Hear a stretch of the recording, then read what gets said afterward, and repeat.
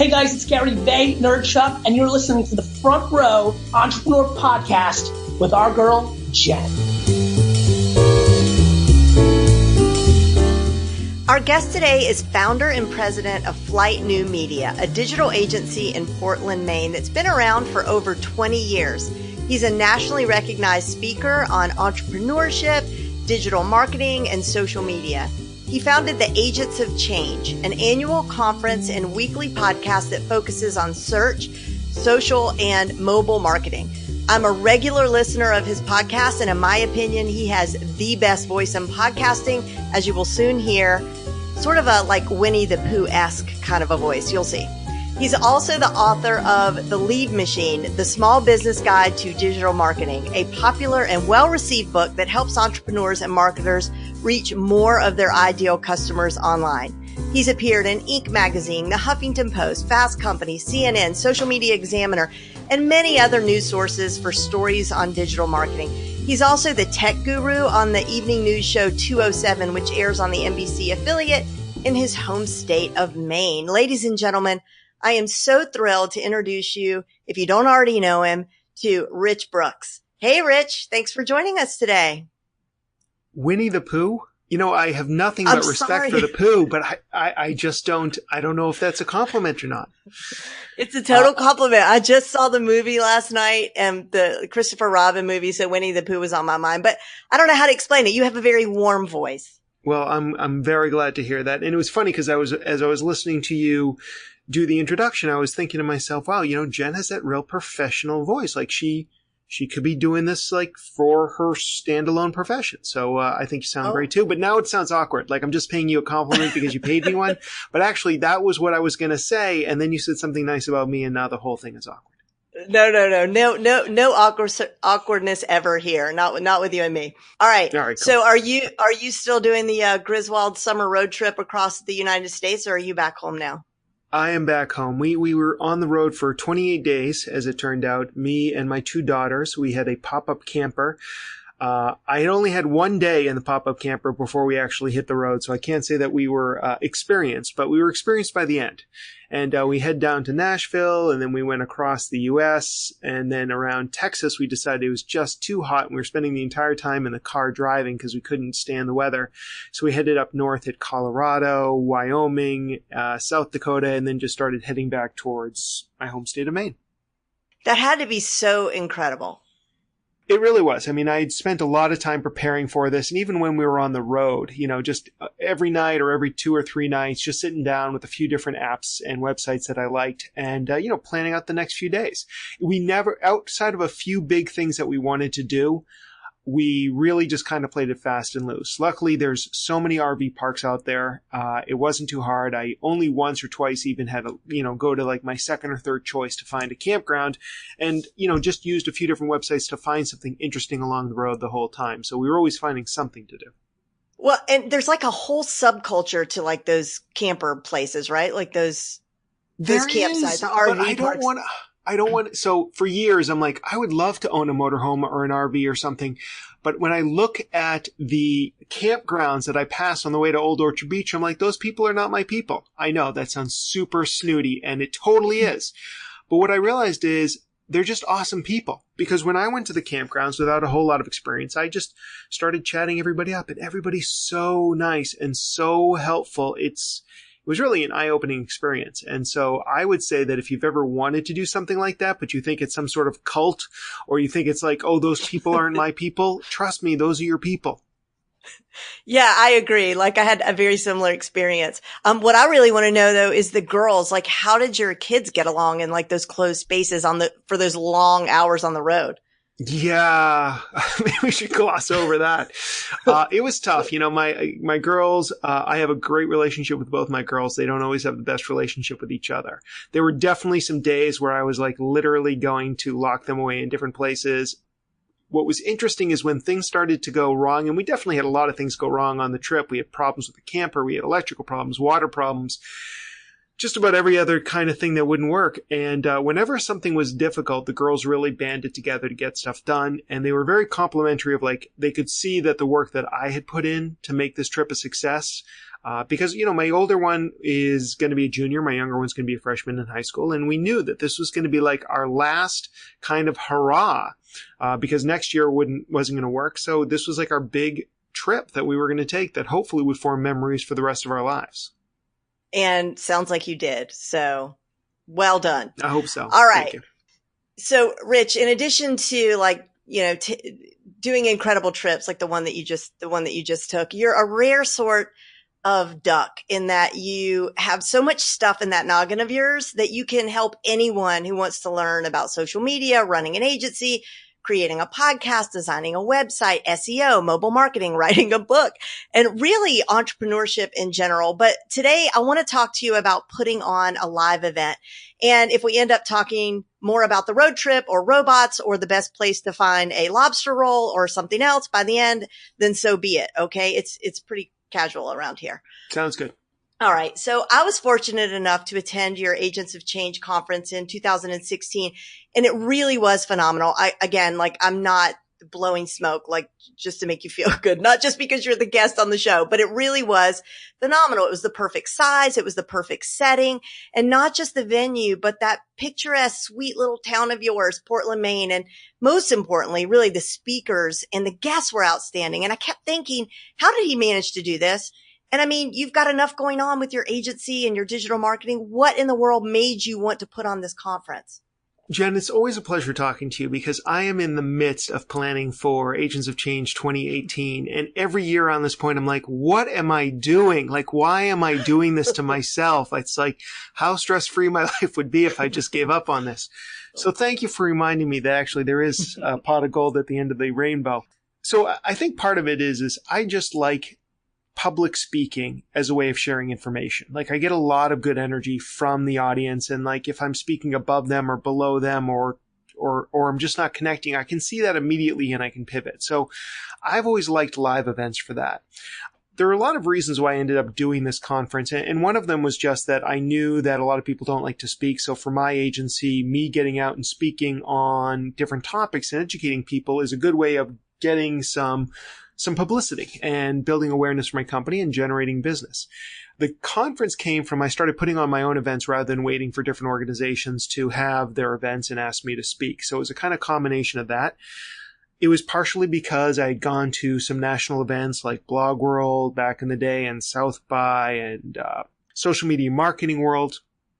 And I just discovered that there really wasn't anything like this in Maine. So I wanted to kind of take the energy from those events and bring that to my small neighborhood. Maine is it's maybe a big size state, at least for the East Coast, but it's actually doesn't have a big population. So there was nothing like this going on. I wanted to bring it here. That was all part of it. And there's just a lot of benefits for people who want to put on events. One of the things that I often talk about is it's really easy to set up a Facebook ad. It's really easy to create a website these days. There's a lot of things that just are easy to do, especially in social media. How much time does it take to set up an Instagram account? What's difficult is putting on a live event. And there's a lot of work. So if you're looking for something to do to differentiate yourself from your competition, putting on a live event could be just the ticket. I think that going from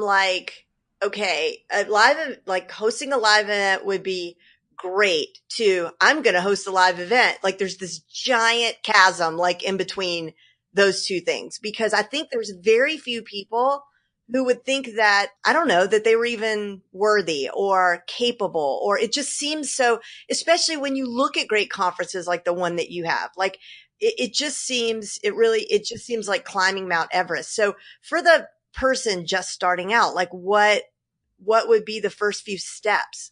I think that's an important distinction because, Agents of Change, and it's certainly no Social Media Marketing World or Inbound, which has 5,000 and 15 or 20,000 people respectively.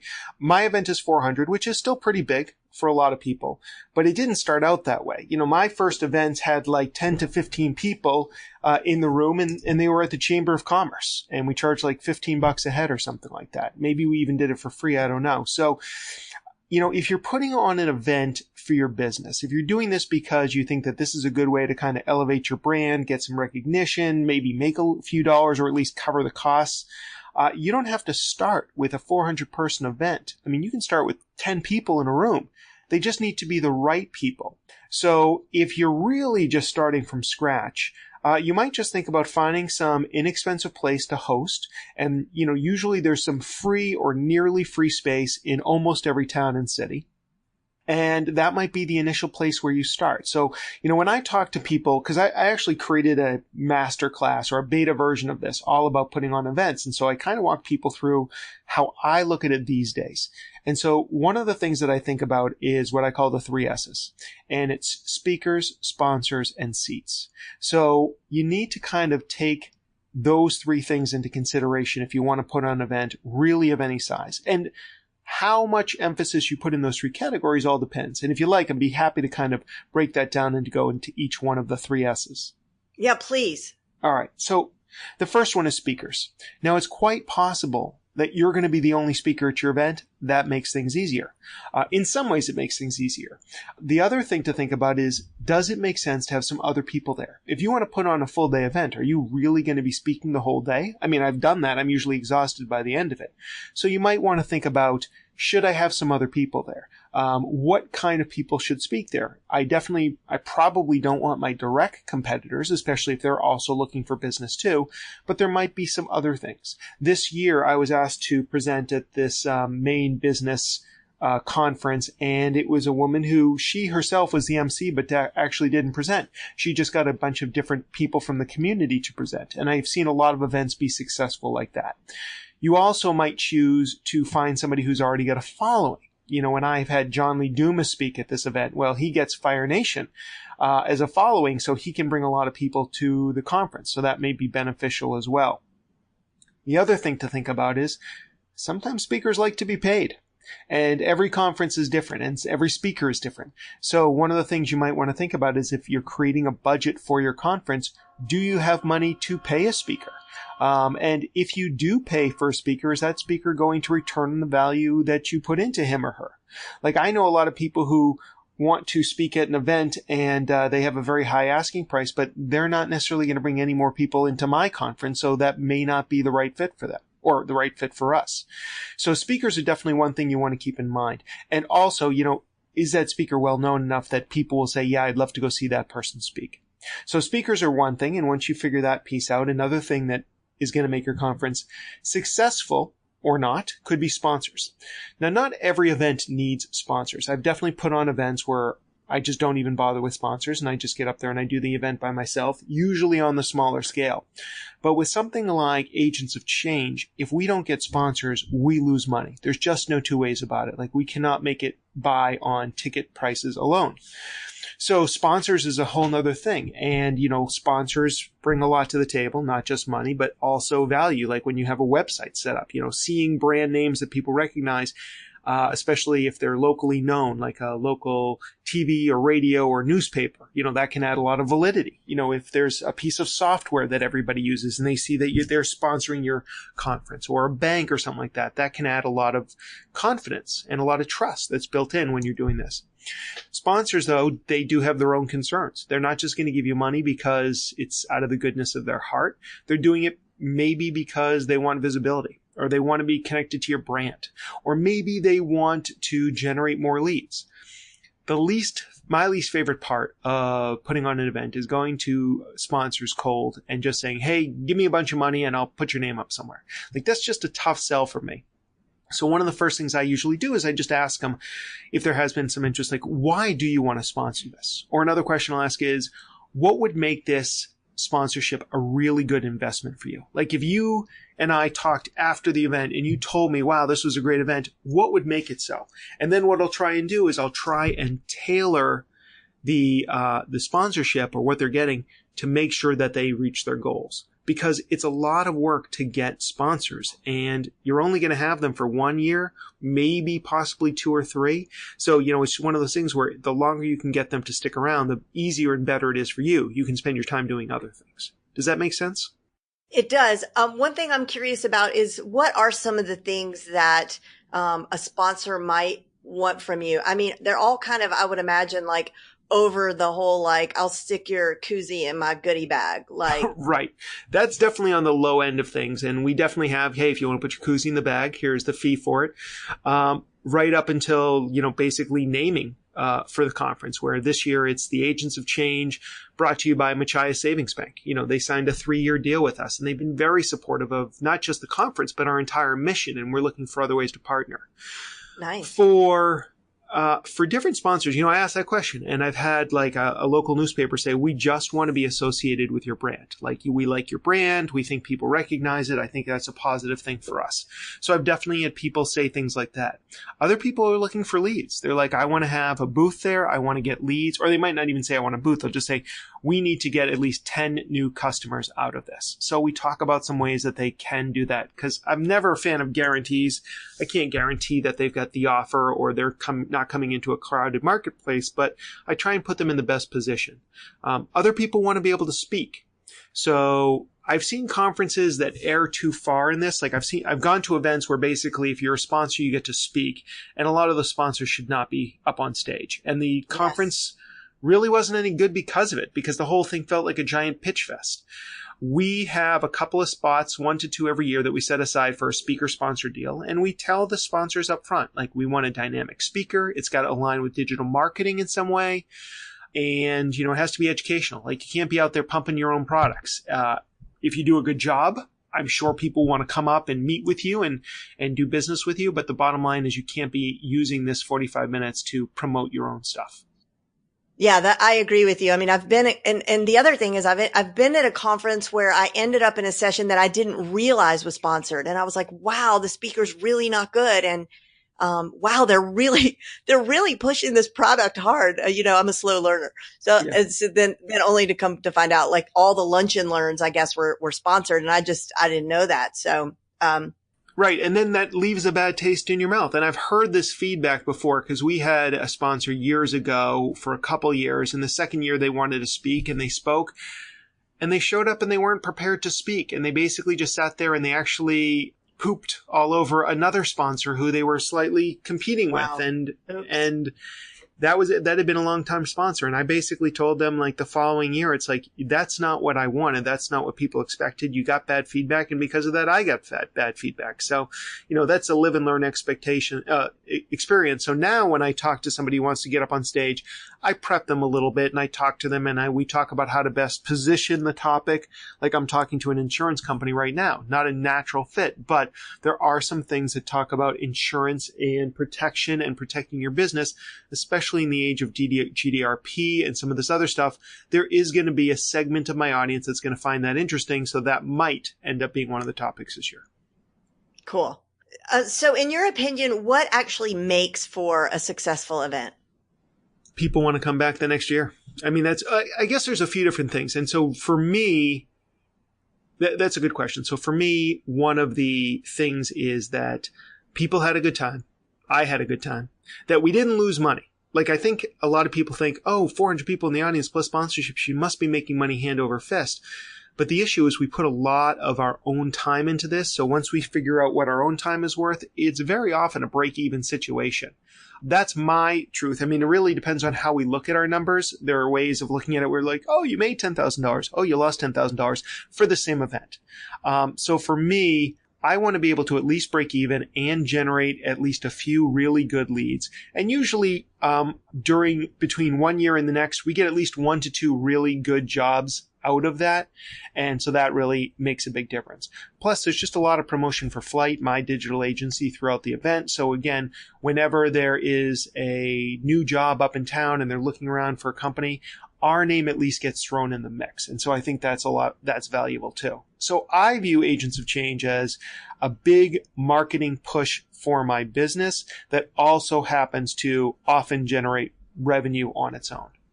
Yeah. And you mentioned this briefly, but how do you make sure that the conference doesn't take over your entire business? Because as it's no small thing that you have this agency. And for our listeners, like, this agency is a real agency. It's not a virtual in the cloud agency. Like, he's got a really nice truly brick and mortar, spot in his local town that's been there for over 20 years. Like, that's that's really no small thing. So how do you make sure that the conference doesn't take over the business? Because you're running the agency and writing books, and you're probably getting ready to learn how to ride a unicycle or something. My daughters know how already. They'll just teach me. But seriously, how do you balance all of that? Well, it is a big thing, and we treat it like a project, actually. So I don't think I had set out to plan it this way. I wanted to have it in September, the conference, because that's the best time of year in Maine, in my opinion. It's warm days, cool nights. It tends to be a little bit, although we're losing any quiet time here in Portland, Maine, as the town continues to blow up. But it's after the summer rush, and it's before all the leaf peepers and cruise ships come to town. So it's a little bit of a quiet time. So it worked out great then. But then what that means is a lot of our planning is during the summer. And the summer just tends to be a time, especially in Maine, which is a lot of people are on vacation. People aren't making decisions. Projects seem to get bogged down. So from a timing standpoint, it really helps fill up my team's timeline or schedule so that kind of works out well. But it's a big project. Now, again, if we're talking about the person who's just getting started, it doesn't have to be as big as Agents of Change has grown to be. The bottom line is I put on smaller events. In fact, we have other events that we put on. It's sometimes like a master class. So we'll have limited 6 people that come in and they learn about a topic here at Flight. That takes almost no time to put together. We bring in some snacks in the morning, and me or Amanda or somebody else will lead a class, and that's a very small event, but we charge for that. We make some money on it, and it becomes, something that's really valuable for both us and the clients. Or I've rented out the Chamber of Commerce, which because I'm a member is free for me. So I can get up to 30 people in that room and do a presentation, and I can charge for it if I want to. So those are much more lightweight events that maybe just take a few hours of planning compared to this, which, depending on the year, I think I was just looking at this, our estimated amount of man hours is going to be over 150. And that doesn't include my time because I don't track my time when it comes to Agents of Change. I just see myself as a brand ambassador. Right. So it can definitely impact you. But, if you're a little bit slow, that might actually be a good thing. Right. Well, how do you, for the little events and the big event for Agents of Change, how do you market and promote your event using digital marketing? Well, that's a good question. It brings me back because we talked about speakers and we talked about sponsors. We didn't really get around to seats. So this is a good time to circle back around to that. Seats is basically just because I like alliteration, but it's how do you fill them? And so again, it comes down to there's a lot more work that goes into, filling 400 seats than 40 seats or 12 seats. The number one way you sell tickets is through email. There's nothing that even comes close for us right now. So building up our email list over the course of the year is really helpful to really try and sell tickets, because there's a few things that help sell tickets. One is definitely the channel of email. There's no two ways about that. The other is building in some price increases along the way, because you can't just keep on emailing people saying, please come to my event. Please come to my event. Mm-hmm. Especially for us, we announce tickets in May. And so basically from May to September, we're talking about tickets and nobody cares after a while. We come up with new ways of marketing and advertising and new things to talk about as time goes on. But people aren't motivated to buy tickets unless there's a reason behind it. And scarcity is definitely a reason. And so at the end of each month, ticket prices go up. So that gives me an opportunity. I usually am pretty quiet the first half of each month, and then the second half of each month, I send out emails, usually 2 to my Agents of Change list and 2 to my Flight New Media list, talking about the event, mentioning that, hey, ticket prices are going up. You want to come because of reasons X, Y, and Z. But really pushing that it's $100 off or $150 off right now. Grab your tickets today because they're going to be going up soon. And that definitely gets people to buy tickets. We also do things like paid ads. We don't do anything in Google Analytics, Google AdWords rather, because I don't envision that people are doing searches like that. It just doesn't feel to me like that kind of event. We've done it in the past. We didn't get any results. Facebook ads definitely tend to drive traffic to the website, and then we do a lot of retargeting, so that helps a little bit as well. We talk about it on social media, but really, and then also live events, and we partner with some member organizations. We get them to send out emails on our behalf as well to their members. We give them discounts, and then we actually give away a free pass to anybody who does that for us. So those are the kind of things, but again, it's about it's that email that really drives people to the website and gets them to buy tickets. What about, do you do any print ads? Like since your event, since you're also probably targeting, businesses in Maine and in the regional area, do you do any print ads, newspaper, radio, any of that?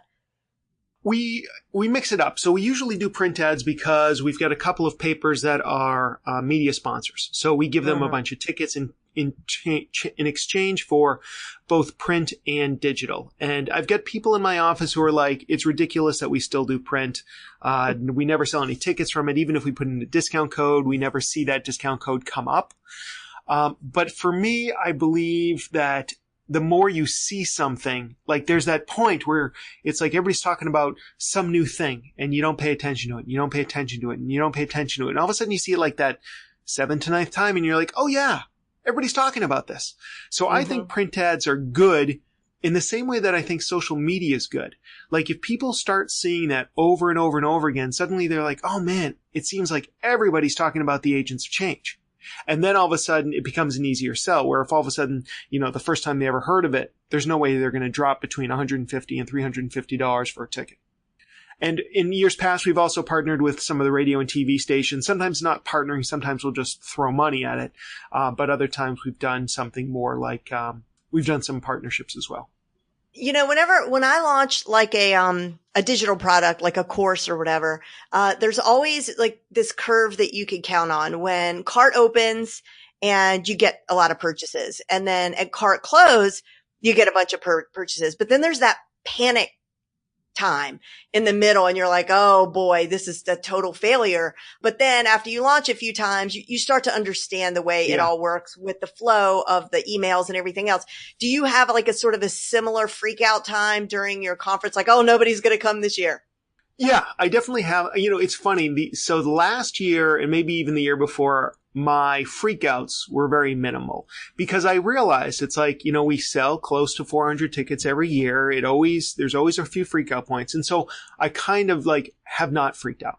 But this year, because I was away and because we're probably 20 tickets behind our normal sales at this point, because I was away, I wasn't out there doing the kind of things I usually do. I am freaking out this year.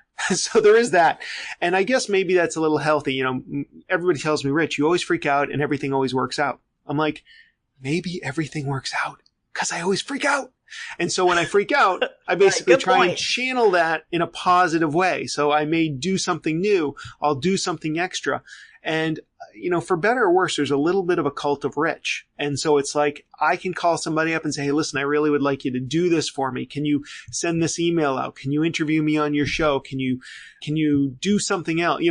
I called up a vendor of mine and I'm like, listen, I want you to sponsor my event. And he's like, yeah, no, that doesn't feel right.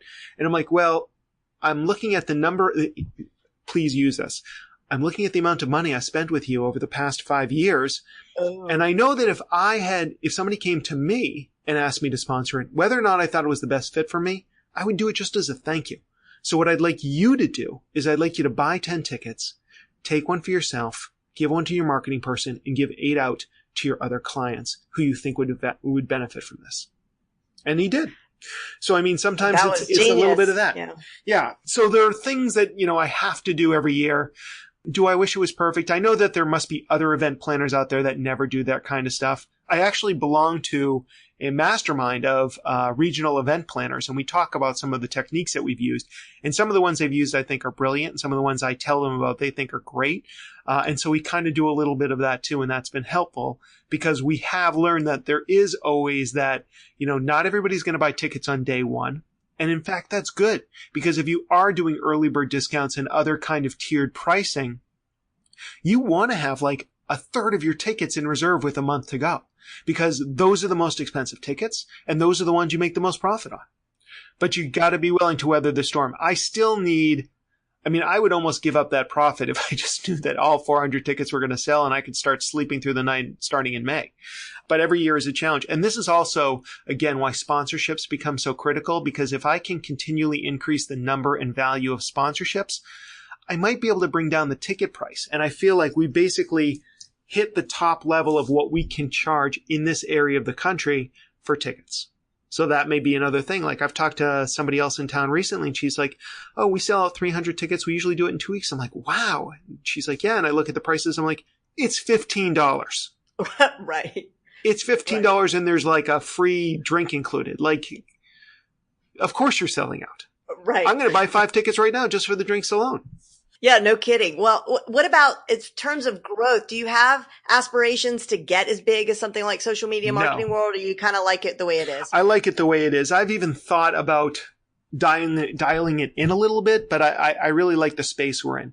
And also, the size is right to bring in the kind of speakers that I like to get, at least a couple of them. I like to mix it up now. I like to get a couple of big names. Then I like to get a number of up-and-comers who are really hungry and are dying to do a good job and get in front of a good-sized audience.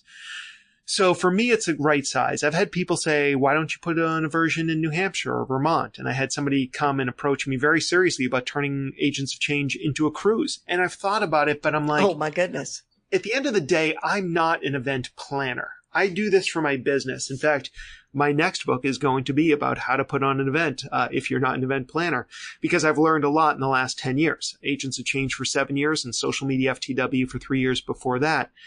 Because I think that there is a lot of value in putting on live events. And, you know, if you hear some stress in my voice, it's true. It is real. But that's what I know, that none of my competitors are going to try and put on something like Agents of Change. I mean, they may put on little events or something like this, but this gets recognition and I get to go on TV and talk about it. That's another nice thing is I'm the tech guru on the NBC affiliates here in Maine. And so usually they let me come on and talk about the conference around this time of year. And so I'm going to be able to do that again. So that's just, again, more visibility. And even if people don't go to the conference, they're hearing that name. They're seeing Rich Brooks. They're hearing Rich Brooks from Flight New Media. So there's a lot of benefits to creating something spectacular like a live event. Yeah, you're also in a very unique space because I don't think that there's many conferences that have the caliber of speakers that you do that are the size that yours is. So you get the intimacy. You get the intimacy of being able to actually meet people, actually talk to the speakers without having to wait in the queue that is, 30 people deep. But it's Chris Brogan, it's John Lee Dumas, it's Amy Schmittauer, it's Sue Zimmerman, it's everybody. Mark Shaver, it's everybody. So we have been blessed by getting a lot of good speakers along the years, including you. Although you were not as well known, you got great feedback on your presentation.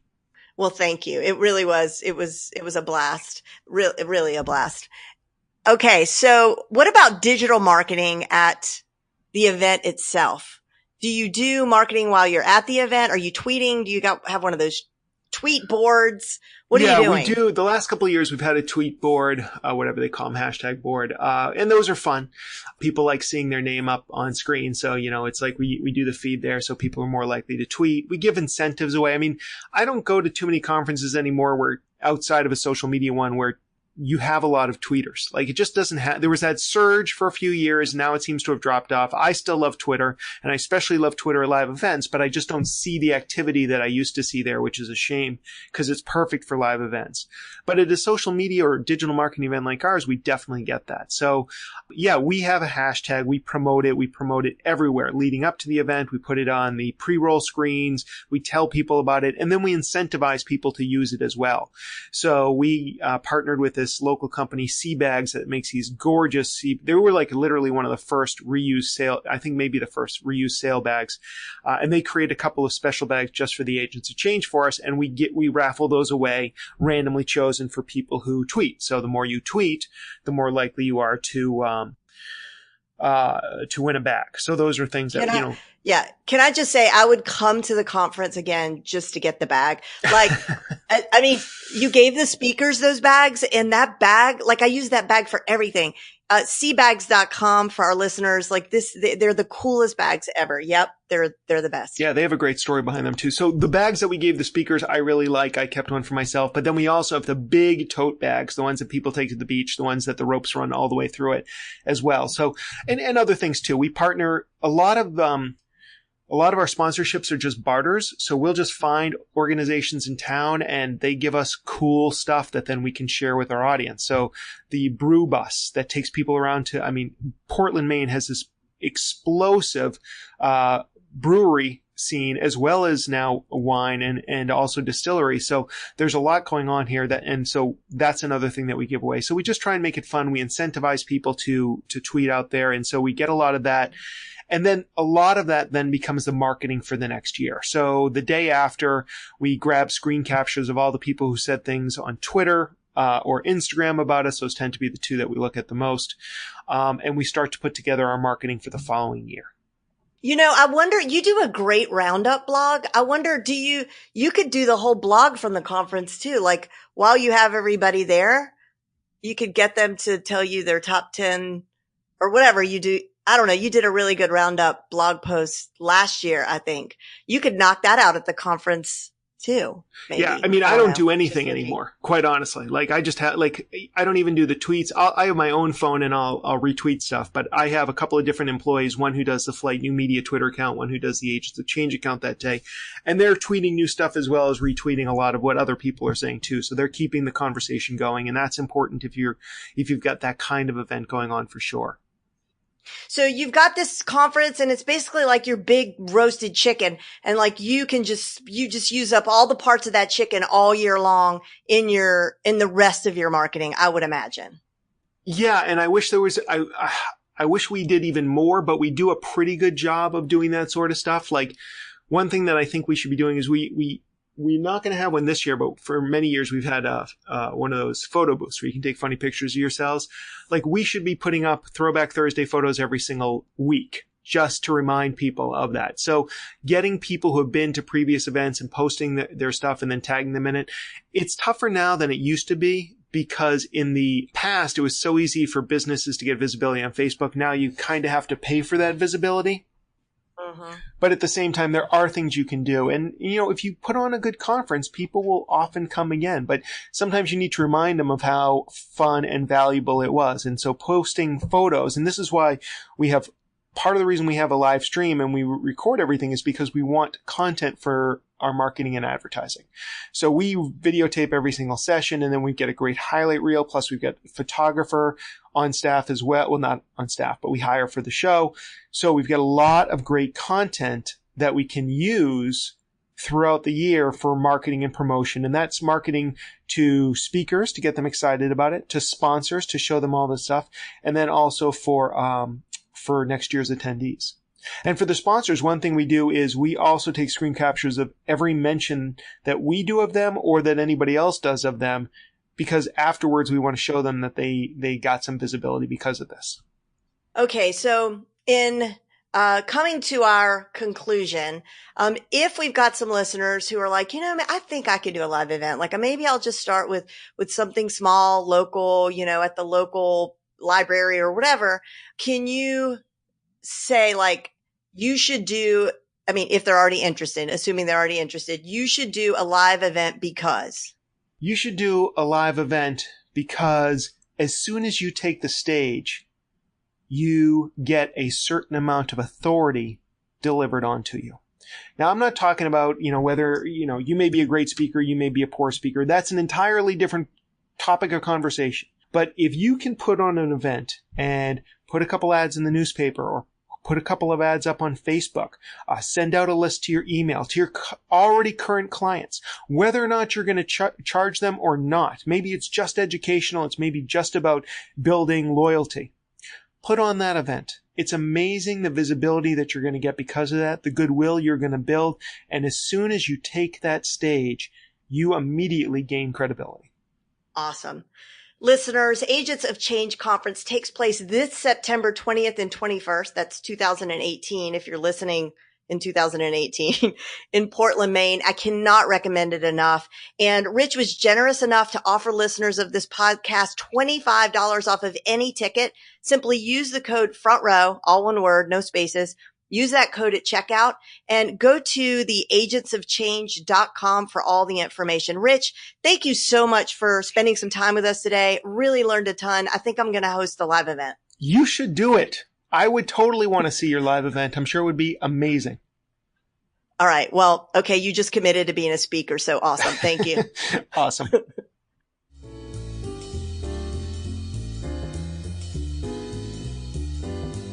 Thanks for joining us today. And for more information about the Agents of Change conference and for all the links and show notes, head over to jenlehner.com/17.